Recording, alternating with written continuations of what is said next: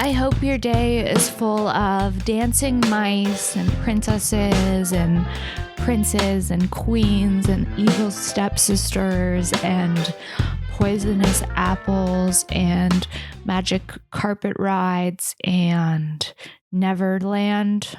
Did it get weird when I said Neverland? Guys, Disney intro. Here's the deal. Am I a fan of Disney? Yes. Do I want to be? No. I mean, I don't think it's anything to be proud about to be an adult that still fucks with Disney, but it is what it is, sister. You know what I mean? I like Disney. It speaks to me. I'm not someone who can handle intense consumption of media. For example, I don't want to watch the news. Watching the news is literally just giving yourself an anxiety attack at any given point. So I like fantasy stuff. I like mostly just porn and Disney. All right, weird intro, but nonetheless, here we are, guys. It's a solo episode of Shenk. I have questions from you fine people. But before we get into the questions, I just want you to do me a favor right now, and that's look down at your socks. Are you wearing any? If you're not, ew, get a pair of socks. Get some fun socks. Get some unique socks. Get socks that are going to make people go, oh, wow. Like the ones I'm wearing. These ones, Richard Simmons. Yes, I said it, Richard Simmons. Aerobics instructor icon, Richard Simmons. Yes. Aerobic instructor icon Richard Simmons is on my socks. And am I thrilled about it? Yes, I am thrilled about it. Oh yeah. Head to ohyeah.com. That's 3 O's HYEAH.com. Enter discount code Sara SARA 10 for 10% off. Support the podcast. Buy yourself some socks. Buy your loved one some socks. If you're looking for a affordable gift for a girlfriend, a boyfriend. You don't know what to get your kid's teacher. Get her a pair of socks. Get him a pair of socks. Socks are the gift that keeps on giving, and it's a great way to support a small business and the show. So without further ado, we're going to get into this week's solo episode of Shenk with me, Sara Weinshenk. Guys, again, I have a few people asking me about merchandise. I did do a merch drop of Western t-shirts, and they are unisex, and they're from Upstate Merch, and there's a link to the website in the description of every episode of the podcast, so you can shop merch that way. I will be posting some photos of me in the merch so you can kind of see how the merch can be worn and styled and all of that. So yeah, do that. Check out the show. If you're not following me on Instagram, make sure you're doing that at Princess Shenk. That's princess like normal and then another SHENK. I also just bought SaraWeinshenk.com. So coming soon, my show dates will be on SaraWeinshenk.com. But in the meantime, you can find everything for comedy dates and tours on my Instagram, Princess Shenk, and on my Twitter, Princess Shenk. And if you guys are enjoying this podcast, do me a favor and leave a review. It just takes a second. It makes a big difference for me. It's how people find out about the show, and I truly appreciate it. Also, in last week's episode, Stephanie Simbari did encourage listeners. While I went to the bathroom, I had to pee in the middle of the birthday episode, and she encouraged listeners to submit applications to date me. And she has since updated me to tell me that the applications are full. She said there are so many applications and we have to go through them. And now I'm like, wait, what did I agree to? Because now this just seems like work. We're both like, what did we agree to? We have to sort through these applications of people. And it's like, how normal could you be if you're listening to me?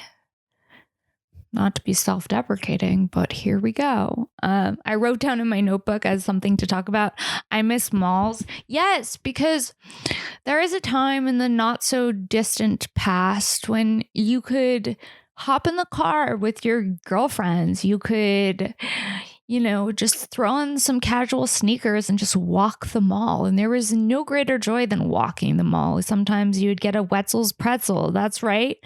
You know them, you love them. Wetzel's pretzels, they're in your average food court, in your average mall. Sometimes it's Auntie M's pretzels. that silly Auntie M come in with some strong pretzel flavors.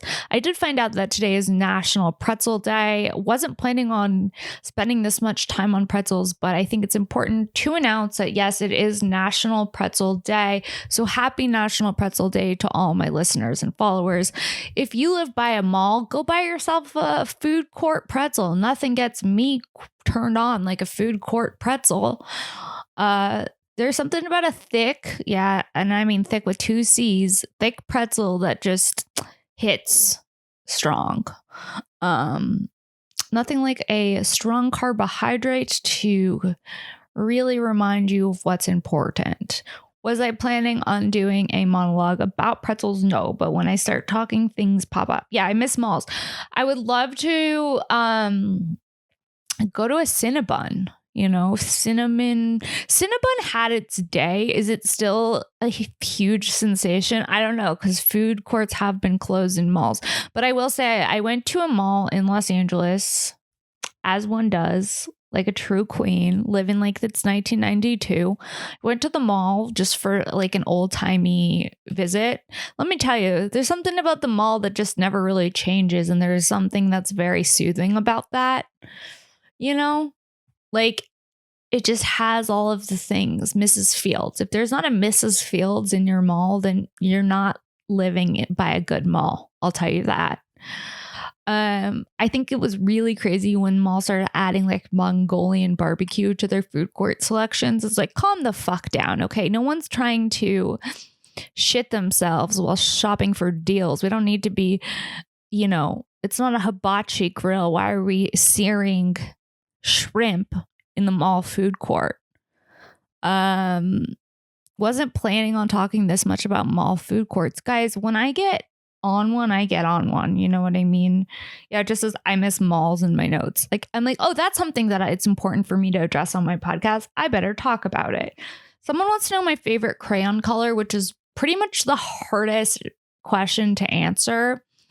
Okay, I love every color of the rainbow. I hate to be that bitch, but I do. I love rainbows in general. I like lots of color, and I like pairing different types of colors with different things that don't really go together, if that makes sense, which sounds crazy, but let me try to explain what I mean.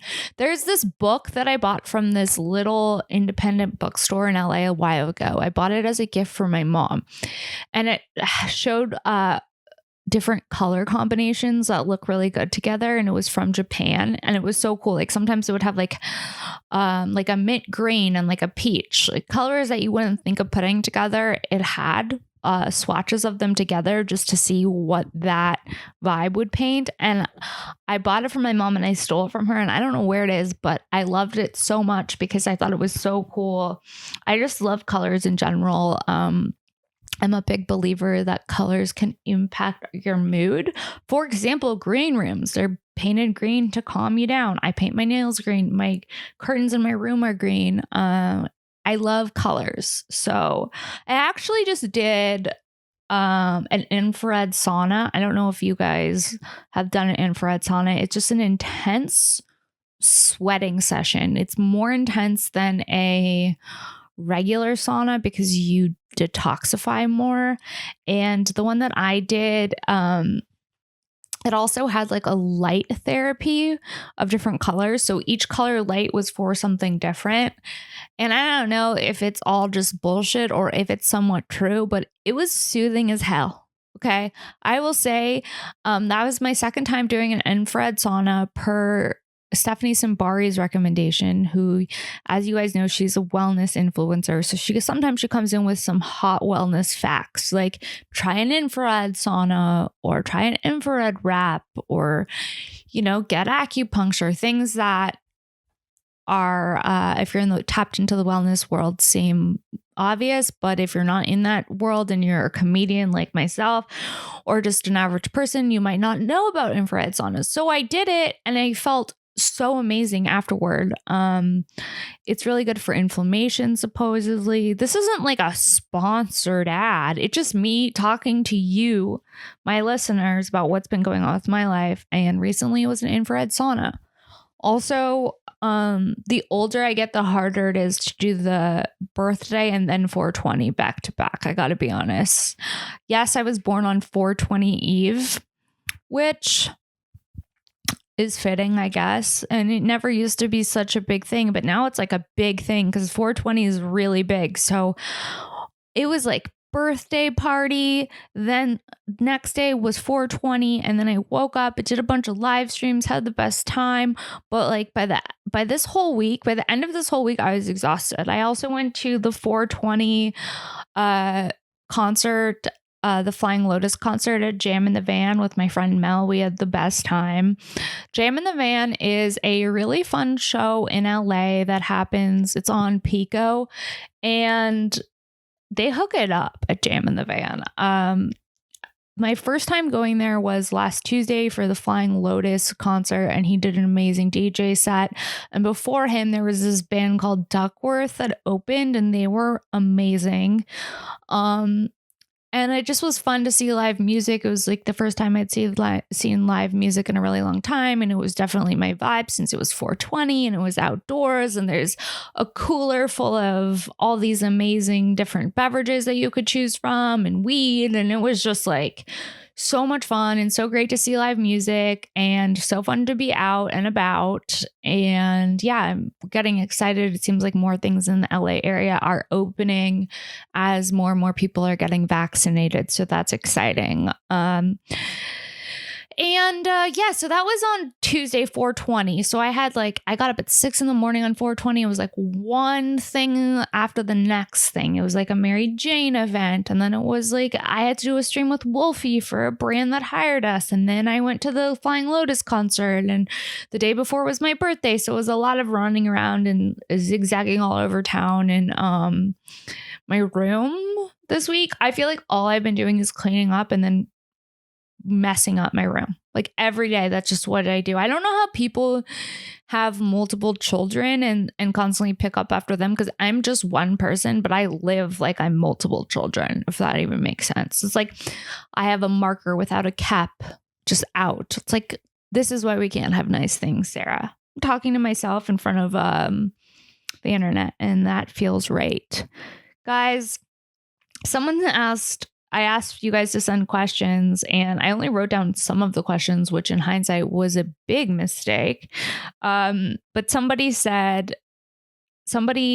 asked if I will play the kitchen keyboard. And the truth is, no, I will not play the kitchen keyboard until I have mastered the kitchen keyboard, because there is nothing more humiliating than somebody making you listen to them figure out a new instrument.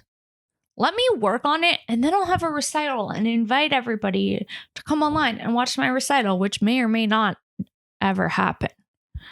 Can I have a recital as a 34-year-old woman who's mainly a comedian that just lightly is getting into piano as a hobby? Should I bring out everyone and have a full recital and wear like a dress and then bow after my performance? Thank you all for coming. I would feel so embarrassed if I started playing the keyboard and then froze and forgot how to tickle the ivories the correct way. I would have to stand up and be like, oh, guys, I'm bombing, and then just do a bit. I don't know. The thing is, I bought the keyboard as a way to just have a hobby. I thought it would be something that's good for my mind, to keep my mind sharp, and I thought maybe it would be like a therapeutic experience. And so at first it was all of those things, but then I moved, and now it's just sitting in my kitchen, and it's like, bitch, play me. And I'm like, I don't really have a stand set up, but I am working on it. So the goal is to eventually have an internet recital. I don't know if it'll ever happen, but stay tuned for more keyboard updates.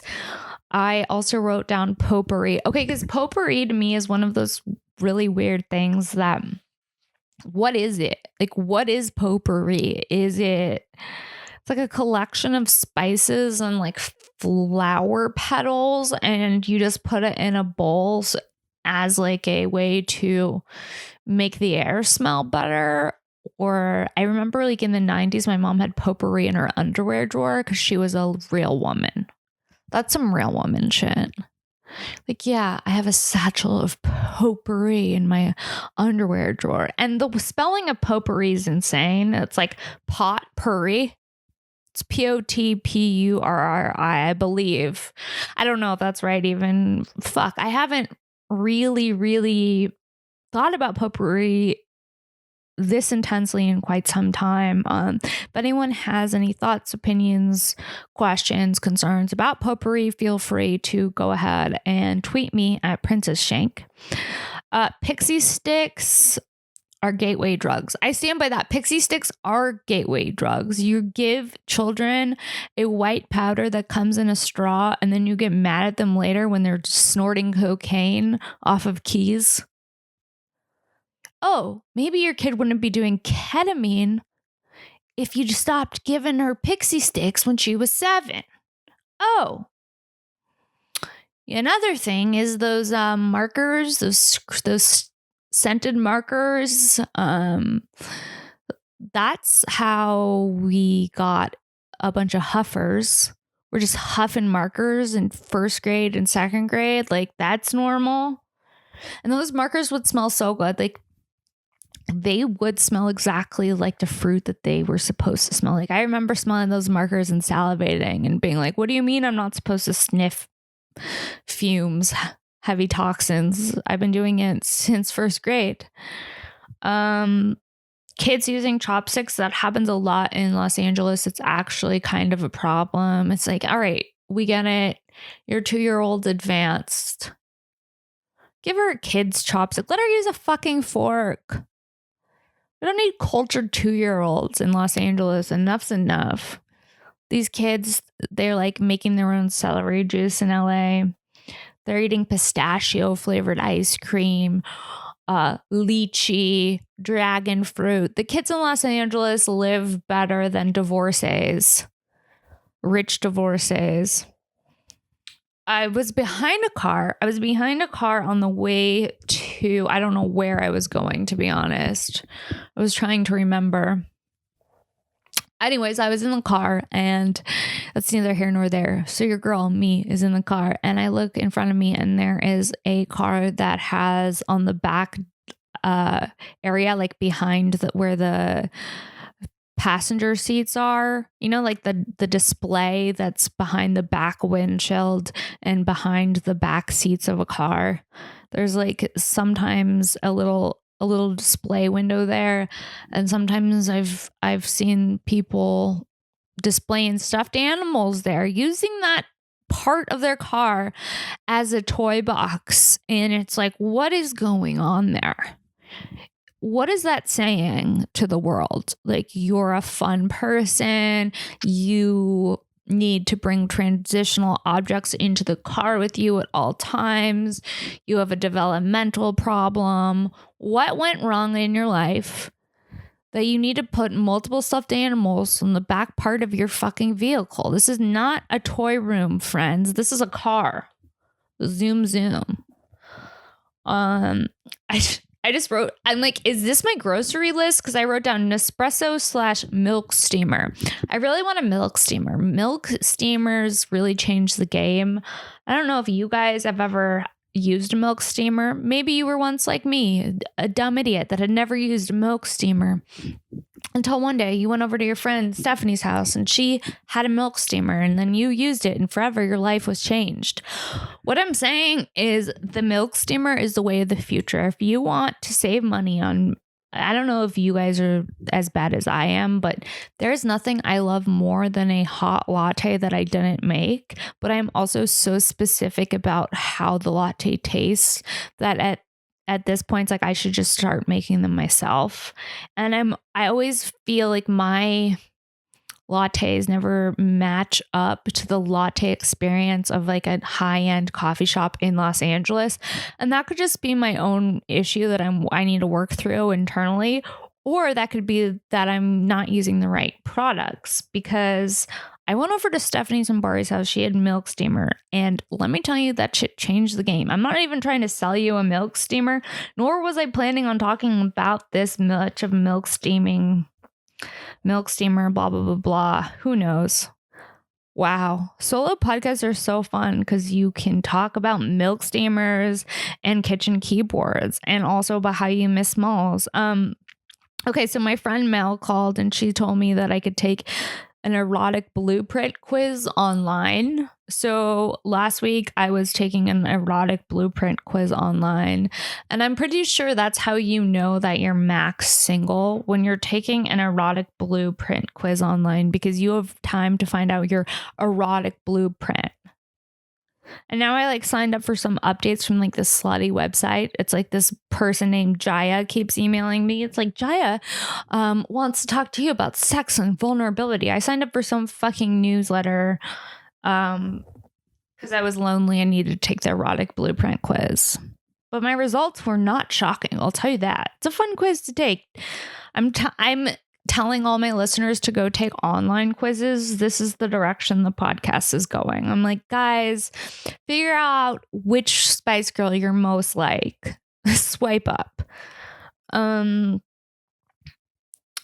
Yeah, no, I miss malls. Hecklers. Someone asked if I get many hecklers. I've had hecklers before, of course. I think all comedians encounter hecklers sooner or later. They're just annoying because they subtract from the show. They take away from the show. So it's annoying because you have to stop doing what you're doing to address them. And a lot of times they're drunk and obnoxious. You'll find that it's mostly drunk people that heckle and not really high people that heckle. But the problem with performing for a high audience versus a drunk audience is that drunk audiences laugh and they don't give a fuck. Stone audiences are like more self-aware, so they don't want to laugh loudly.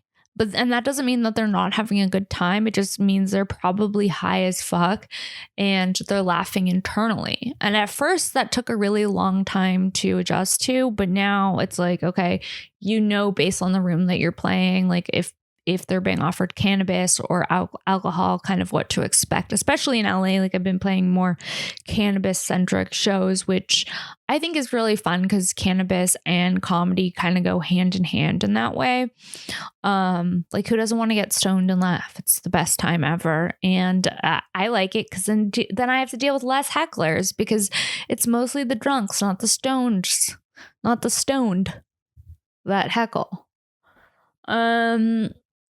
All right, let's continue looking at.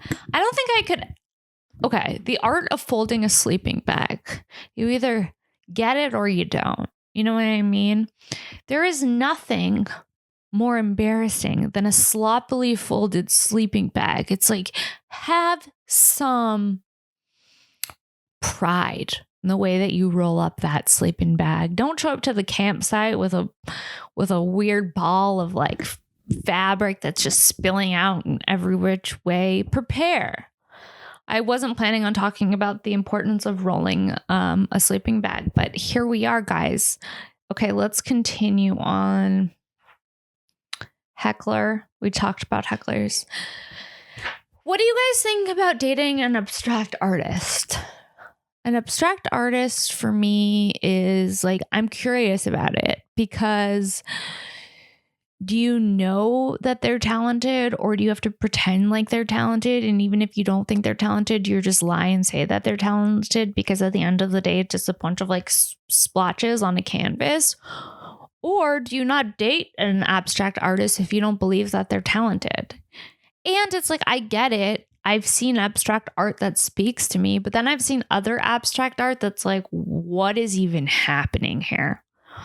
There is nothing worse than not understanding someone's art, but liking the person. You know what I mean? It's like, I feel like that's probably how my parents feel about me. They're like, we don't really understand your art, but we like you, you know? Is that common? Probably. But it's shitty when it's in reverse. Like, I remember I went on a couple dates with this guy who was a white rapper. Yeah, I did. I went on a few dates with him and then I needed a wedding date. So he came with me to the wedding. And after the wedding, we were drunk at his house and he played for me his entire discography of like his rapping, and it was terrible. And from that moment on, I decided that I cannot date someone whose art I don't believe in. And I've said it once and I've said it twice and I'll say it again. There's nothing worse than having to support someone's art if you do not believe in their art. Also, if your parents like your art, then you're making really shitty art. You know?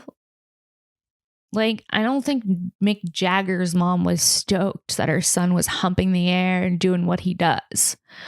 But if Jagger's mom did like his art, it wouldn't have been good. Do you know what I mean? What I'm saying is, if your parents are mad at you for having an OnlyFans, they'll get over it. No, I'm just kidding.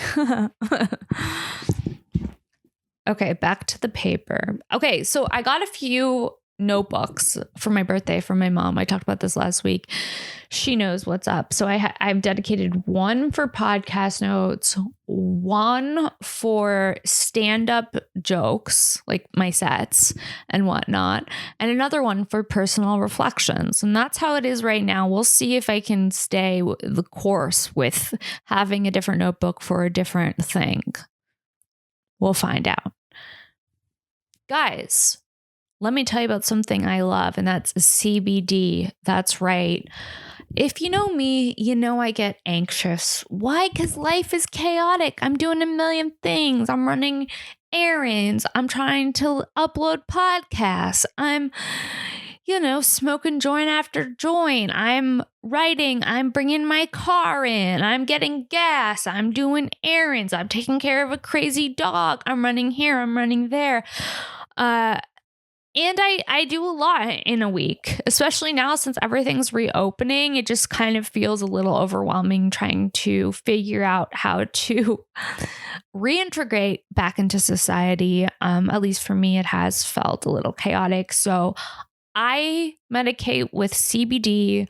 That's right. I love CBD. Anyone who knows me knows that I have a special love for both THC and CBD. But what I love mostly about CBD is that it is not psychoactive, but you get the benefits of cannabis. So, guys, check out Sunday Scaries. They're a podcast sponsor. You can head to sundayscaries.com, enter discount code Shenk, SHENK, for 25% off. They make these amazing gummies for chilling. So if you're someone who's anxious or after a long day, you have a hard time winding down, I can't recommend them enough. Plus, they have B12 in them and vitamin D3. These vegan ones, I'm not even a vegan, and these ones really speak to me. They're like really good gumdrops, empty, done, tasted amazing. So if you're someone who hasn't quite found their way to CBD yet, this is a great place to start. They have really great tasting gummies. They got vegan gummies and they got regular bear gummies. Also, they also have unicorn jerky, which is like a sour rainbow candy that is dosed with CBD. They also have these CBD droplets, which is a tincture, and you can just put a little bit of this under your tongue. What I love about this tincture is that it's slightly flavored, and the flavor is really good. And there aren't too many tinctures that are flavored in like a candy tasting way. So I'm a big fan of this. Sundayscaries.com, 25% off, which is a great deal. Discount code Shenk, SHENK. Also, if you're someone who has aches and pains, they have CBD bath bombs. This is called a tub cub. Really cute. Support the podcast, support a CBD company, take care of yourself. Self-care is super important with the reopening of the world. Get some CBD from Sunday Scaries, discount code Shenk. They also make dog bones, FOMO bones, discount code Shenk. Sundayscaries.com, 25% off. Head on over there. And yeah, go through some of the questions that were sent in from you guys, my listeners. We're going to do this part right now together. Okay. Someone said, kill, marry, fuck, brown-eyed girl, American Pie, or Margaritaville. This is like a no-brainer for me. I'm killing Margaritaville because Jimmy Buffett can suck my... No. Jimmy Buffett, to me, is gross. The whole Margaritaville franchise, gross. If you want to see people wasting their lives, go to Vegas, go by Margaritaville. You'll see heavily...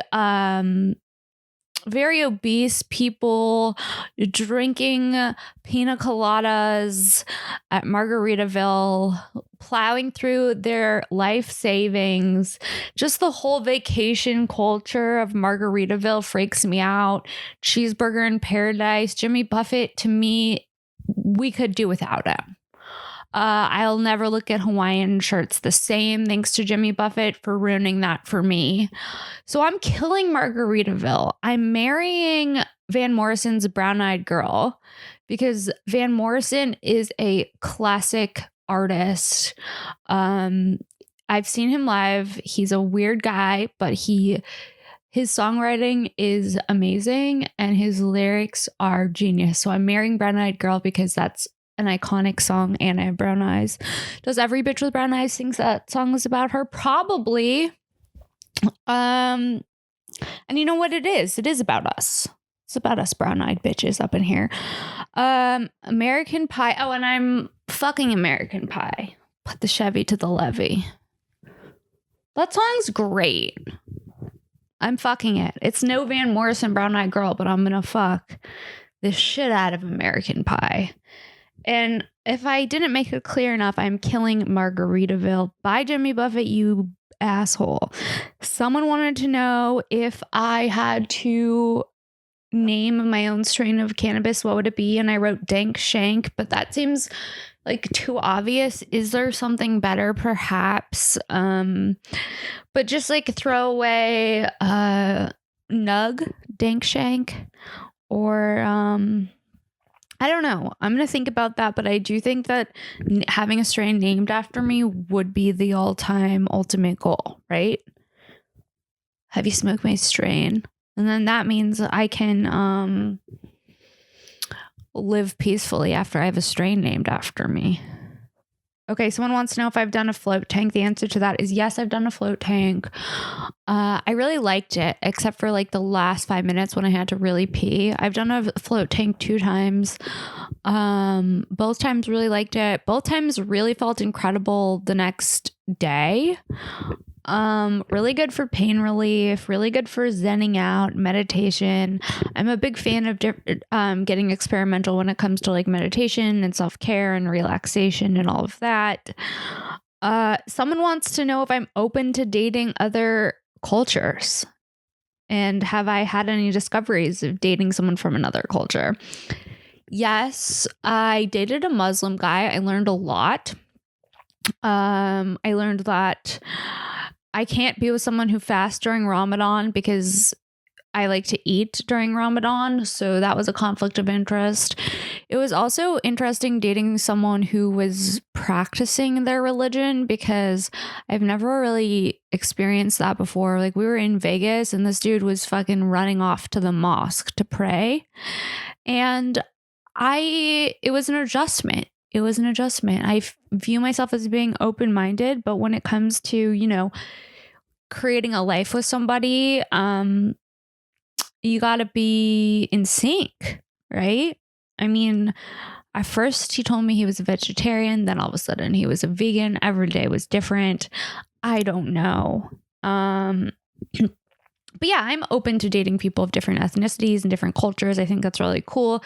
I think that's how you get to try new things and hear new music and try new foods. And I think that the more multicultural we can be, the better. It just needs to you just need to make sure your lifestyles are in sync. Because if someone's a devout Christian and someone else is like a crazy burner lover of Burning Man who,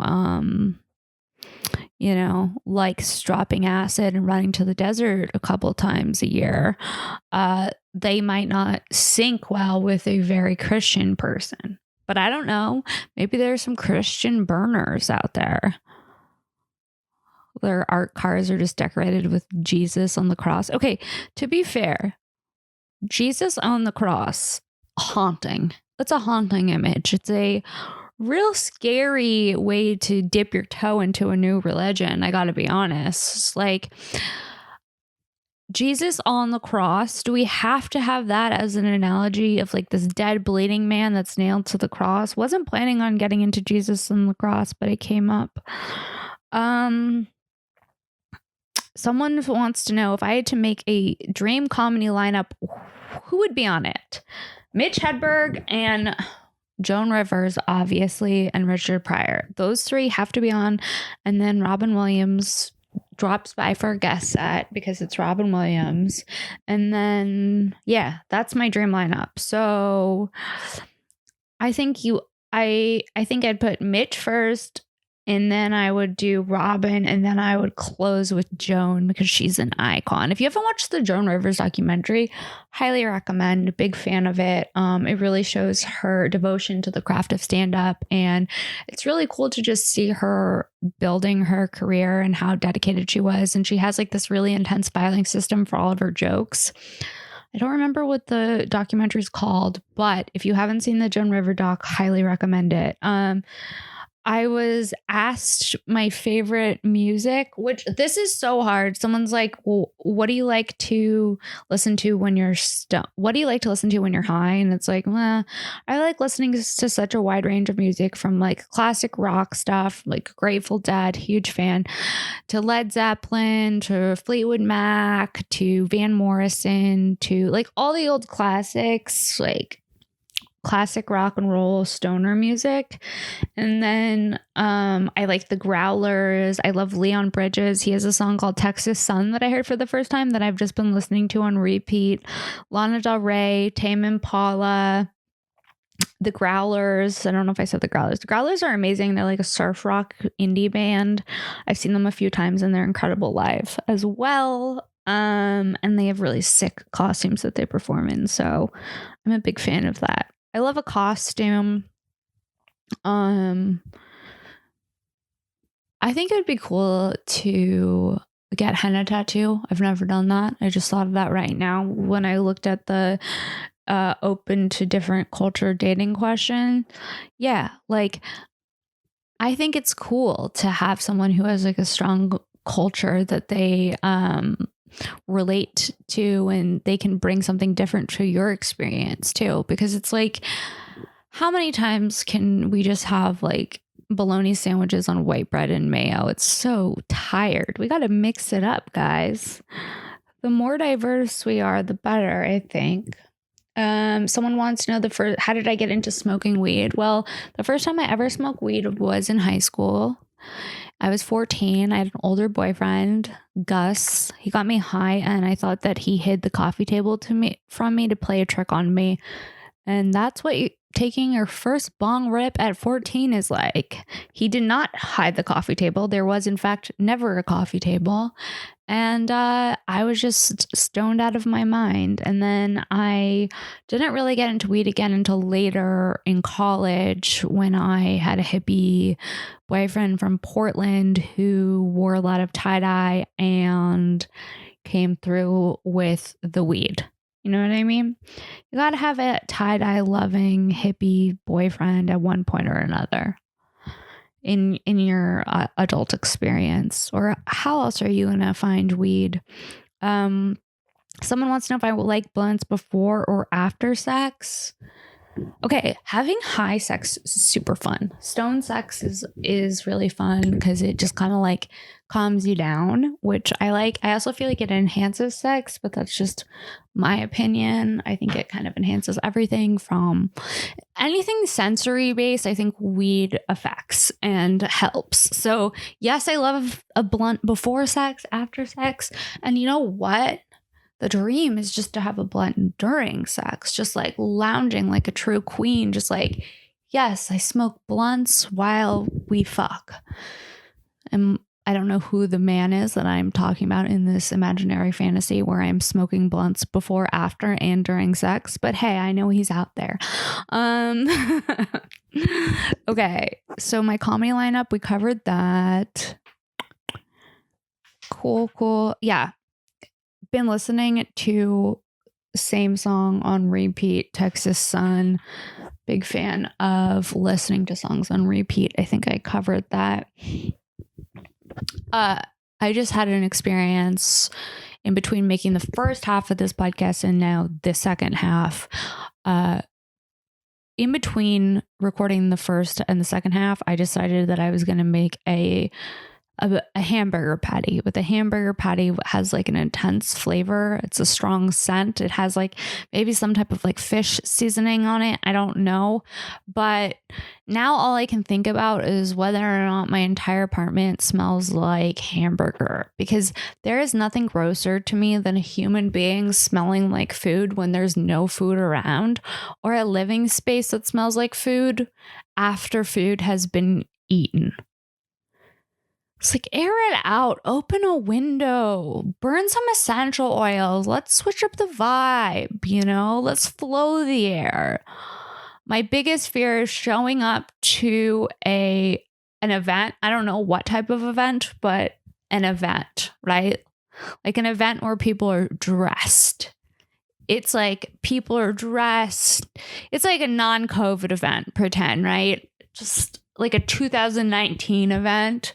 My nightmare is showing up to a real event where, and I don't know in what reality I'm going to this black tie event, and then I smell like a hamburger from earlier in the day, because that's such a sad energy. That's like, oh, you live alone. No one told you that you smell like hamburger.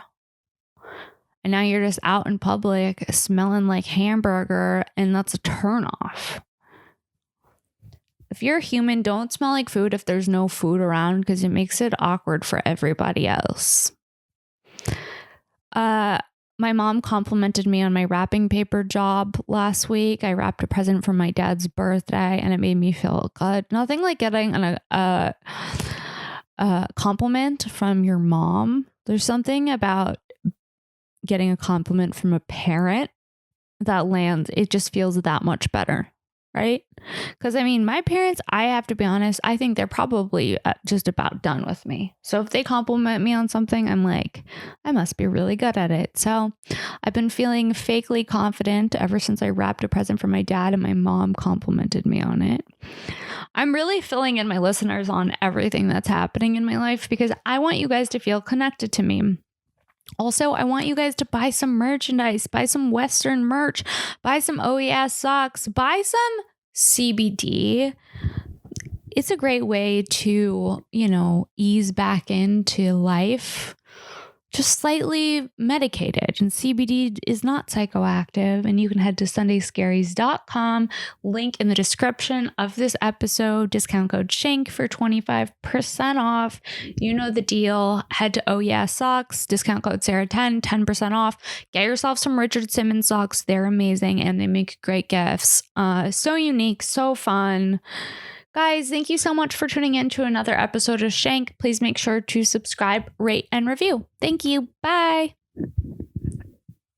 Oh, and head to Princess Shenk on Instagram and Twitter for show dates and all of that stuff. And I'm going to be performing more places, so look out for dates on my Instagram, Princess Shenk. Thank you guys so much for listening to and watching another episode of Shenk. Bye.